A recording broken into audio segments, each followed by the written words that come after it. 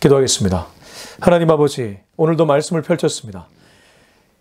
창세기를 읽으면서 인간의 시작이 하나님임을 한 번 더 확인하게 되었습니다. 자신의 시작을 아는 인생이 가장 지혜로운 인생이라면 우리는 지혜로운 사람으로 거듭났습니다. 그러나 우리만 그렇게 살아가는 것이 아니라 이 시대에 방황하는 수많은 이들에게 인간의 시작, 인류의 시작인 하나님을 잘 증거할 수 있는 인생 되게 하여 주옵소서. 예수님의 이름으로 기도합니다. 아멘. 네, 오늘은 창세기 5장 1절에서 32절까지의 말씀입니다. 창세기 5장 1절에서 32절 말씀인데 말씀이 길기 때문에 오늘은 창세기 5장 1절에서 5절과 28절에서 32절까지의 말씀을 읽도록 하겠습니다. 5장 1절에서 5절입니다. 이것은 아담의 계보를 적은 책이니라. 하나님이 사람을 창조하실 때에 하나님의 모양대로 지으시되 남자와 여자를 창조하셨고 그들이 창조되던 날에 하나님이 그들에게 복을 주시고 그들의 이름을 사람이라 일컬으셨더라. 아담은 130세에 자기의 모양 곧 자기의 형상과 같은 아들을 낳아 이름을 셋이라 하였고 아담은 셋을 낳은 후 800년을 지내며 자녀들을 낳았으며 그는 930세를 살고 죽었더라. 28절입니다. 라멕은 182세의 아들을 낳고 이름을 노아라 하여 이르되 여호와께서 땅을 저주하심으로 수고롭게 일하는 우리를 이 아들이 안위하리라 하였더라. 라멕은 노아를 낳은 후 595년을 지내며 자녀들을 낳았으며 그는 770세를 살고 죽었더라. 노아는 500세 된 후에 셈과 함과 야벳을 낳았더라. 아멘. 네, 오늘은 창세기 5장 1절에서 32절 5장 전체의 말씀입니다. 창세기 5장은 읽다 보면 비슷한 내용이 반복됩니다. 그래서 오늘 앞에 성경을 읽을 때도 부분을 발췌해서 읽었는데 그 비슷한 내용이지만 읽다 보면 인생이 보입니다. 한 구절만 찾아서 읽어보겠습니다. 아담은 5장 4절인데요. 아담은 셋을 낳은 후 800년을 지나며 자녀들을 낳았으며 5절까지 읽어볼까요? 그는 930세를 살고 죽었더라. 낳고 지내고 죽었더라. 뒤에 보면 낳고 지내고 죽었더라. 계속 반복됩니다. 어찌 보면 우리 인생이 그러하지 않습니까? 낳고 지내고 죽는 것이 우리의 인생입니다. 우리는 부모를 통해 태어났습니다. 부모 입장에는 자녀를 낳았죠. 그리고 살아갑니다. 그리고 결혼해서 또 우리도 자녀를 낳습니다. 그리고 살아갑니다. 그리고 죽음을 맞이합니다. 낳고 지내고 죽는 것이 인생의 전부라고도 말할 수 있을 것 같습니다. 근데 그것이 계속 반복되는데 유독 스포트라이트를 받는 인물들이 좀 있습니다. 성경은 인물이 주인공이 아닙니다. 하나님이 주인공입니다. 예수님이 주인공입니다. 성령님이 주인공입니다. 그러나 하나님께 쓰임받는 인물, 예수님께 쓰임받는 인물, 성령님께 쓰임받는 인물들이 집중 조명되곤 합니다. 다르게 표현하면 약속의 후손들, 언약의 자손들이야말로 하나님이 택한 백성이었고 그들 중에서도 믿음으로 살았던 소수의 인물들이 성경이 기록되었다는 것이죠. 그래서 성경을 읽을 때는 이러한 렌즈를 갖고 읽으면 유익합니다. 이들이 어떻게 살았고 왜 하나님은 이러한 사람을 사용하셨을까? 다르게 표현하면 이 시대에도 그러한 믿음과 그러한 삶을 살아가면 하나님이 그 사람을 통해 하나님의 나라의 히스토리, 역사를 써내려 간다는 것이죠. 제가 앞서 발췌해서 읽었는데 5장 1절부터 5절을 한번 읽었으면 좋겠습니다. 5장 1절입니다. 이것은 아담의 계보를 적은 책이니라. 하나님이 사람을 창조하실 때 하나님의 모양대로 지으시되. 5장 1절에서 탁 눈에 들어오는 것은 아담의 계보를 적은 책이라는 글자입니다. 성경에 특별히 창세기에는 이 아담의 계보할 때 이 계보가 11번이 등장합니다. 족보라고 번역할 수 있는데 히브리 원문 그대로 표현하면 톨레도시입니다. 그래서 혹자는 창세기를 가리켜 톨레도의 책이다 이렇게도 얘기합니다. 족보가 계속해서 나오기 때문입니다. 아담의 족보, 셋의 족보, 노아의 족보, 아브라함의 족보, 이 족보들이 계속해서 나오고 있습니다. 오죽하면 족보를 기점으로 앞뒤 스토리가 달라진다는 그런 얘기까지 합니다. 5장에 와서 아담의 족보를 한 번 더 언급해 주는데 눈여겨볼 것은 앞에 가인과 아벨, 그들의 기록이 아니라 셋의 기록이라는 것입니다. 이 족보는 셋에게 집중 조명하고 있습니다. 제가 앞서 성경의 주인공은 하나님이고 예수님이고 성령님이라고 했지만 때로 인간을 집중 조명할 때가 있다고 했습니다. 이것은 이유가 있다는 것이죠. 4장 25절에 보면 아담이 다시 자기 아내와 동침하며 그가 아들을 낳아 그 이름을 셋이라 하였으니 이는 하나님이 내게 가인이 죽인 아벨 대신에 다른 씨를 주셨다 함이며, 하나님은 아벨이 가인으로 인해 죽자 아담과 하와에게 또 다른 씨를 주셨습니다. 그게 셋이었습니다. 그러나 이 또 다른 씨 셋은 약속의 씨였습니다. 왜 그러냐 하면 이 셋의 계보를 쭉 따라가면 나중에 예수 그리스도까지 이어지기 때문입니다. 이른바 언약의 씨였습니다. 그래서 5장에서 아담의 계보라고 할 때 이 아담의 계보는 아담의 아들인 셋의 계보를 가리키고 약속의 계보를 가리킨다는 겁니다. 그래서 그런지 마치 1장에 나왔던 내용이 다시 한번 반복되는 것 같습니다. 패러프레이징 된다는 것이죠. 이것은 아담의 계보를 적은 책이니라. 하나님이 사람을 창조하실 때에 하나님의 모양대로 지으시되, 여러분 그렇지 않습니까? 한 번 더 사람의 창조를 언급하고 하나님의 모양대로 창조되었다는 것을 짚어주고 있습니다. 2절까지 읽어보면 남자와 여자를 창조하셨고 그들이 창조되던 날에 하나님이 그들에게 복을 주시고 그들의 이름을 사람이라 일컬으셨더라. 마치 앞의 내용이 똑같이 기록되는 것 같지 않습니까? 남자 여자 창조, 그들이 창조될 때 복 주시고 그들에게 이름을 사람이다. 아담아, 흙이라는 이름에 그 사람이라는 이름을 주셨다고 합니다.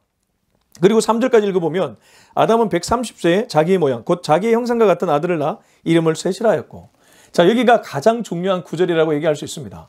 왜냐하면 하나님이 인간을 창조할 때 1장 26절에 우리의 모양, 우리의 형상이라 했는데 똑같이 반복되고 있기 때문입니다. 1장 26절을 보면 이렇게 얘기하죠. 하나님이 이르시되 우리의 형상을 따라 우리의 모양대로 우리가 사람을 만들고, 우리의 형상, 우리의 모양을 따라 사람을 만들었다. 3절에 아담은 130세에 자기의 모양, 자기의 형상과 같은 아들을 낳아 이름을 셋이라 했다. 똑같지 않습니까? 하나님이 당신의 형상을 따라 아담을 지었다면 아담은 자기의 형상을 따라 셋을 낳았습니다. 하나는 창조였고 하나는 창조의 영감을 받아서 자녀를 낳은 것이죠. 무엇이 다릅니까? 똑같습니다. 그렇습니다. 하나님의 은혜가 아담에서 셋으로 흘러가고 있습니다. 죄가 가인에게 흘러갔다면 셋이라는 약속의 인물에게는 하나님의 은혜와 하나님의 형상과 하나님의 모양이 흘러가고 있습니다. 이게 부모의 중요한 역할이라는 것이죠. 아담은 셋에게는 아마 선한 부모의 모범을 보여줬던 것 같습니다. 그러니까 성경이 이렇게 기록하고 있겠죠. 가인에게는 좋지 않은 영향을 끼쳤던 것 같습니다. 가인 자체의 문제도 있었겠지만 부모의 긍정적인 면과 부정적인 면 중에 이 가인이라는 인물은 부정적인 면을 닮았던 것이죠. 그것이 드러나 아벨을 죽이기까지 했습니다. 그리고 부모가 받았던 저주를 그대로 따라 받았습니다. 아담이 땀을 흘려야지 소산을 먹을 수 있었다면 가인은 땅의 저주를 받아 유리방황하는 인물이 되고 말았습니다. 아담도 하나님의 보호를 받았습니다. 가죽옷을 입혀주셨죠. 가인도 하나님의 보호를 받았습니다. 그는 죽임을 면할 수 있는 어떤 의미에서 보호하심, 생명의 보호를 받았습니다. 그리고 셋째로 와서는 아담이 하나님께 받았던 은혜가 흘러가고 있습니다. 하나님께 받았던 사랑이 흘러가고 있습니다. 마치 이런 것 같죠. 자식 셋쯤 나오면 그러니까 셋째 아들, 집안의 셋째 딸, 이런 경우에는 정말 은혜로 크지 않습니까? 부모가 처음에는 실수투성입니다. 그래서 첫째들이 참 수고가 많죠. 둘째부터 점점 마치 이 활을 꽉 당기다가 느슨해지는 것처럼 그렇게 자녀를 기르기 시작합니다. 밑으로 내려가면 내려갈수록 자녀들이 훌륭하다는 말을 하지 않습니까? 이건 우리들의 우스갯소리라면 이거 지금 성경에서 말하는 것은 셋에 와서 이 셋은 아담 입장에서 여러 가지 실수를 하고 이제 하나님의 은혜, 하나님의 사랑, 그 은혜와 사랑이 아들에게 흘러가고 있다. 그리고 성경은 5장에 와서 이 가문에, 이 계보에 집중하고 있다는 뜻입니다. 이걸 보면서 우리가 어떻게 살아야 될지를 짐작할 수 있습니다. 우리가 한 번뿐인 인생을 살지 않습니까? 한 번뿐인 인생을 살다 보면 후회할 일이 많은데 후회를 하지 않으려면 어떻게 해야 될까요? 오늘 이 말씀을 통해서 우리가 자녀들에게 정말 본이 되어야 되겠구나. 한 번 더 다짐하고 결단하는 시간이 되었으면 좋겠습니다. 4절 5절을 보면 아담은 셋을 낳은 후 800년을 지나며 자녀를 낳았으며 그는 930세를 살고 죽었더라 라고 얘기하고 있습니다. 자, 이게 아담의 역할이었죠. 아담의 미션이 여기까지 하고 끝났다는 것입니다. 가인과 아벨을 낳고 후회많은 인생을 살다가 나이 늙어 130세에 또 다른 씨를 주셔서 그를 낳은 이후에는 아담이 그래도 조금은 마음이 편안해지지 않았을까라는 생각이 듭니다. 그리고 그를 통해 자손이 번성해지기 시작합니다. 자, 그리고 나서 성경은 쭉 비슷한 내용을 반복하다가 다시 한번 스포트라이트를 켭니다. 그게 어느 때냐 하면 바로 우리가 잘 아는 에녹 때입니다. 에녹 부분을 한번 읽었으면 좋겠습니다. 21절부터 24절입니다. 에녹은 65세에 무두셀레를 낳았고 무두셀레를 낳은 후 300년을 하나님과 동행하며 자녀들을 낳았으며 그는 365세를 살았더라. 에녹이 하나님과 동행하더니 하나님이 그를 데려가심으로 세상에 있지 아니하였더라. 자, 앞의 내용은 대부분 낳고 지내고 죽는 인생이었습니다. 똑같습니다. 에녹도 다르진 않습니다. 근데 에녹에 와서는 왜 이렇게 성경이 조금 더 부연 설명할까? 우선 그가 죽은 나이를 보십시오. 365세를 살았더라. 다른 사람들은 웬만하면 912세, 905세, 840세, 아무리 적게 살아도 800년 정도를 살았는데 에녹 어떻습니까? 365세를 살았습니다. 다른 사람에 비해 3분의 1 수명으로 살았다는 것이죠. 안타까운 인생 아닙니까? 우리가 에녹 그러면 하나님과 동행하다 죽음을 보지 않고 하나님이 데려가는 인생, 그렇게만 생각하는데 그의 수명을 보면 완전히 축복받았다고 보기도 어렵습니다. 그래서 이것은 진짜 축복이 무엇인지를 우리에게 알려주는 구절입니다. 우리가 에녹을 보면서 깨달아야 될 교훈은 성경이 말하는 축복된 인생이 무엇인지를 에녹이 알려주는 것입니다. 그럼 무엇입니까? 21절에 보면 에녹은 65세에 무두셀레를 낳았고 무두셀레를 낳은 후 300년을 하나님과 동행하며 자녀들을 낳았다. 굳이 에녹에 와서 하나님과 동행했다는 표현을 기록하고 있습니다. 이게 원문 그대로 살리면 할라크라는 동사인데 이 할라크는 함께 걸어가다 이런 의미를 갖고 있습니다. 그럼 이 에녹이 하나님과 동행했다는 것은 다르게 표현하면 하나님과 항상 함께 걸어가는 인생을 살았다는 것이죠. 예전에 철학자들 중에 소요학파 이런 것들이 있었습니다. 아리스토텔레스도 그랬고 여러 사람들 중에 철학자들과 함께 동료학자들과 함께 산책하는 그러한 재미로 그렇게 학문의 동지들을 만들었다고 얘기들을 합니다. 왜 이것이 지금 이 말씀에서 나오냐 하면 하나님과 동행하는 인생이 그와 비슷하다는 것입니다. 소소한 일상에서 하나님과 함께 걸어가는 인생, 소소한 일상에서 하나님과 교제하며 대화하는 인생, 그것이 에녹의 삶이었다는 것이죠. 그리고 성경은 그 삶을 축복된 인생이라고 얘기하고 있습니다. 좀 더 읽어보면 그는 365세를 살았더라. 에녹이 하나님과 동행하더니 다시 한번 할라크가 나오고 하나님이 그를 데려가심으로 세상에 있지 아니하였더라. 비록 짧은 인생을 살았습니다. 우리로 치자면 지금 80, 90, 100세까지 산다면 40, 50 정도에 죽었습니다. 참 안타까운 인생이라고 얘기할 수 있죠. 더 빨리 죽었다면 20세, 30세에 죽었습니다. 우리가 그러한 사람들의 장례식을 가면 너무 마음이 아프죠. 부모 입장에서는 가슴이 찢어지는 일입니다. 그런데 만약 그분이 하루하루 늘 하나님과 동행하며 교제하며 살았다면 그건 우리의 관점으로 그 인생 해석해서는 안 된다는 것이죠. 왜 빨리 데려갔습니까? 우리가 보통 그런 인물들 보면 이런 의문을 갖게 됩니다. 아니 이렇게 아름답게 살아가는 청년이었는데 왜 하나님 이렇게 빨리 데려갈 수밖에 없었습니까? 아니죠. 하나님 입장에서는 에녹과 같이 비록 짧은 인생을 살았지만 하나님과 동행하는 인생을 살았고 너는 거기 있는 것보다 여기 있는 것이 낫겠구나. 그래서 데려가신 것이죠. 여기서 평생 나와 함께 사는 가장 아름다운, 가장 축복된 인생을 살라고 그를 일찍 데려가신 것이죠. 마찬가지입니다. 우리가 간혹 믿는 분들 중에 하나님이 일찍 데려가는 분들이 있습니다. 모두 다 그렇게 적용할 수는 없겠지만 제가 장례식을 가보면 일찍 데려가신 분들 중에 상당수는 인품이 훌륭한 분들이 많이 있고 신앙이 좋았던 분들이 참 많이 계십니다. 그분들의 경우는 마치 에녹과 같은 인생을 살았다고 우리는 얘기할 수 있습니다. 그렇습니다. 성경이 얘기하는 축복된 인생은 물질의 풍요, 나쁜 것 아닙니다. 그러나 거기에 초점이 있지 않습니다. 이름이 나는 것, 중요합니다. 그러나 거기에 초점이 있지 않습니다. 결국 창세기 5장이 스포트라이트를 켜는 것은 얼마나 하나님과 동행하는 삶을 살고 있는가. 매일 하나님과 교제하는 삶을 살고 있는가.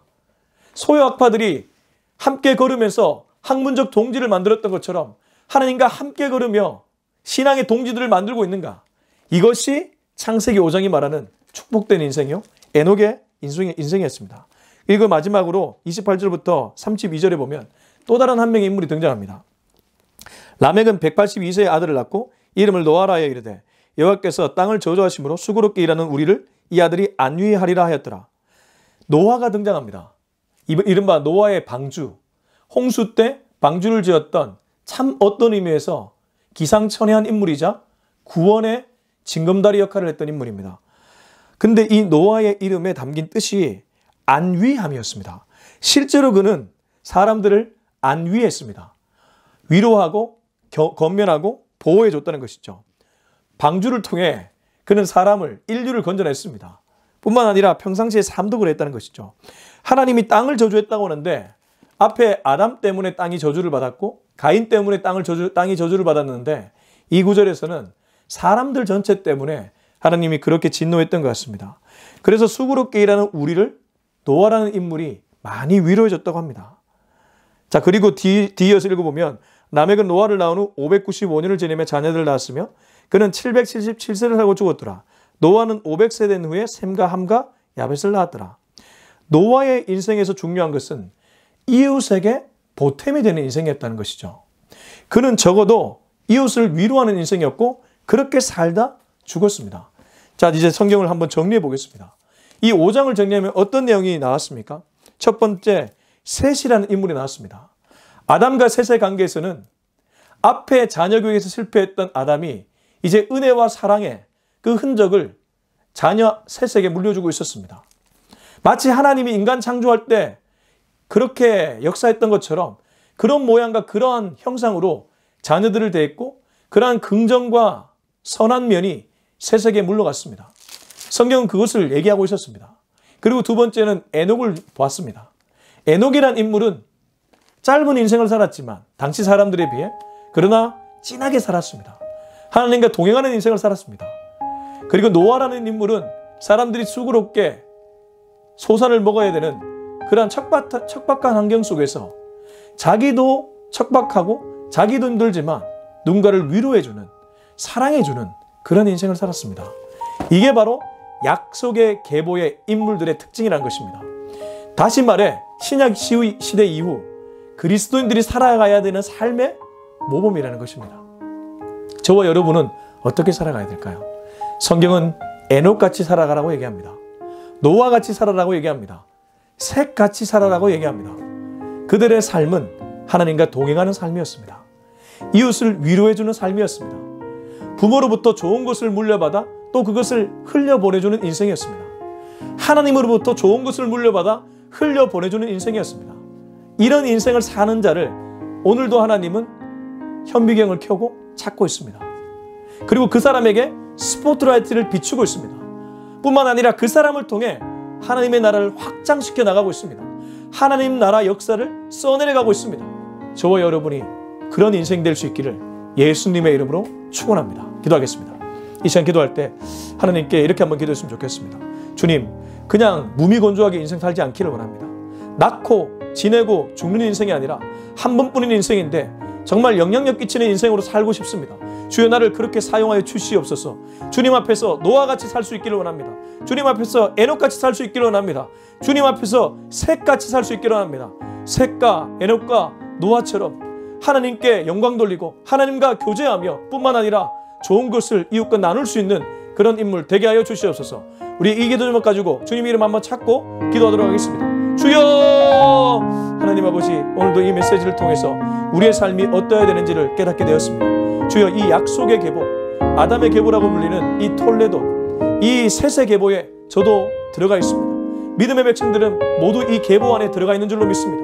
그러나 믿는다는 그 사실 하나만으로 그저 감사하는 그런 인생이 아니라 믿기 때문에 믿음의 사람답게 살아낼 수 있기를 원합니다. 주여, 에녹은 하나님과 교제하는 인생을 살았습니다. 수명을 더하려고 몸부림치는 인생이 아니라 하루하루 주님과 동행하는 것을 기쁨으로 여기는 삶을 살았습니다. 노아는 그 이름답게 주변 사람들을 안위해주고 위로해주는 인생을 살았습니다. 주여, 셋은 부모에게 좋은 것을 물려받아 또 다른 누군가에게 그것을 흘려보내주는 인생을 살았습니다. 우리 모두가 그렇게 살아갈 수 있기를 원합니다. 주님, 내 힘으로 불가능하오니 오늘도 내 안에 계신 성령께서 역사해 주셔서 그렇게 살아가는 인생 되게 하여 주시옵소서.